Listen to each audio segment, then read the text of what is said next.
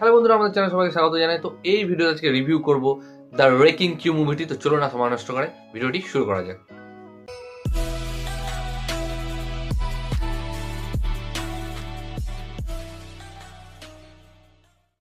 তো এই মুভিটি ডিরেক্ট করেছেন অ্যাঞ্জেল ম্যানুয়েল সোতো।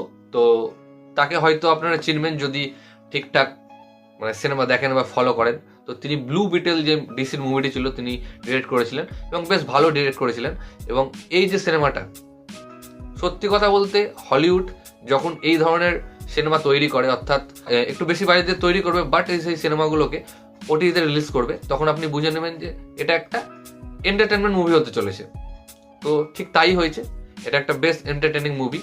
আপনারা বেশি মাথা ঘামাবেন না এবং বেশি লজিক খুঁজতে যাবেন না, আপনাকে এই ধরনের মুভি এন্টারটেন করবে এবং আমাকেও তাই করেছে। দ্য রেকিং ক্রিউ বেশ ভালো একটা মুভি, যেখানে আমরা ভালো কাজ দেখতে পাচ্ছি। জেসন মোমোয়াকে দেখতে পাচ্ছি, অর্থাৎ আমাদের অ্যাকোয়াম্যান, এবং দেব বাতিস্তা যিনি আমাদের গার্ডিয়ান অফ দ্য গ্যালাক্সি ড্র্যাক্স।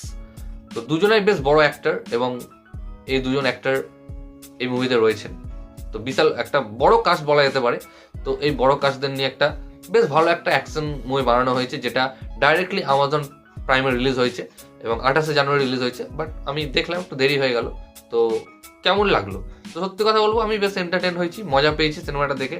এবং বেশি মাথা ঘামাতে যাবেন না এই ধরনের সিনেমা, অ্যাকশন কমেডি সিনেমা। এটা কি করে হলো বা ওটা কি করে হলো এই ধরনের মাথা একদম ঘামাবেন না, কারণ দেখুন সিনেমাটা এবং এন্টারটেন হন, এটা আমি বলবো। কারণ এর আগেও এই ধরনের কাজ প্রচুর করেছে আমাজন প্রাইম, নেটফ্লিক্সও করেছে এই ধরনের কাজ। তারা মিলিয়ন মিলিয়ন টাকা খরচ করে এই ধরনের সিনেমা বানায় এন্টারটেনের জন্য। কি তবে আমি ওই রেভিনিউয়ের ব্যাপারটা বুঝতে পারি না, যে তারা এই 100-150 মিলিয়ন দিয়ে সিনেমা বানায়, তাও তারা ওটিটি রিলিজ করে, কেন হলে রিলিজ করে না? কি করে তারা এই বক্স অফিস কামায় বা রেভিনিউ জেনারেট করে? যাই হোক, তো এখানে আমরা একটা গল্প দেখতে পাচ্ছি।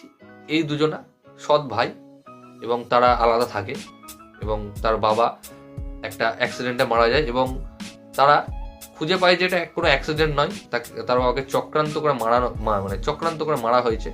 এবং সেই কেসেরই খোঁজ করতে যে তার বাবা আদৌ কি অ্যাক্সিডেন্টে মারা গেছে না এর মধ্যে কোনো চক্রান্ত রয়েছে, সেটা খোঁজার জন্য দুই ভাই বেরিয়ে যায়। ও আরেকটা কথা বলে দিই যে বাতিস্তা হচ্ছে একজন navy officer, US navy officer, এবং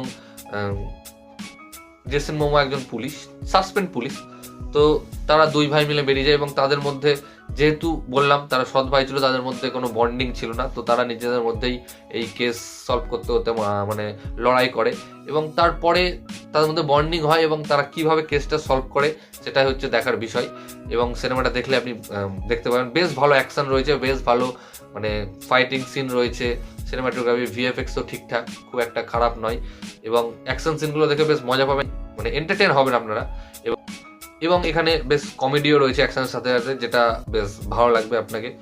এখানে আমরা একটা জাতিকে দেখতে পেয়েছি, যেটা হচ্ছে সামোয়া জাতিকে আমরা দেখতে পেয়েছি। অর্থাৎ সামোয়া জাতি মানে আমরা প্রথমে আমাদের মাথায় আসে রক কিংবা রোমান রেইন্স, এদের এই ধরনের নামগুলো মাথায় আসে। এবং অরিজিনালি জেসন মোমো একজন সামোয়া জাতিরই লোক। তো যাই হোক, তো সেই জাতিটাকে দেখানো হয়েছে হাওয়াই আমাদের যে দ্বীপ রয়েছে, হাওয়াই দ্বীপটাকে রিপ্রেজেন্ট করা হয়েছে এবং বেশ প্রাকৃতিক সৌন্দর্য বেশ দেখানো হয়েছে, বেশ ভালো ব্যাপার।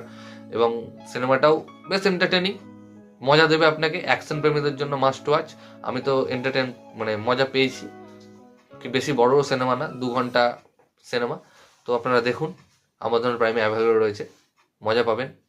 তো এই ভিডিও তার গাইস, ভিডিওটি ভালো লাগলে অবশ্যই ভিডিওকে লাইক, কমেন্ট, শেয়ার এবং চ্যানেলটিকে সাবস্ক্রাইব করুন এবং আমাকে ইনস্টাগ্রামে ফলো করতে পারেন। লিঙ্ক আমি ডেসক্রিপশন দিয়ে দেবো ভিডিওটি দেখার জন্য। থ্যাংক ইউ, ধন্যবাদ।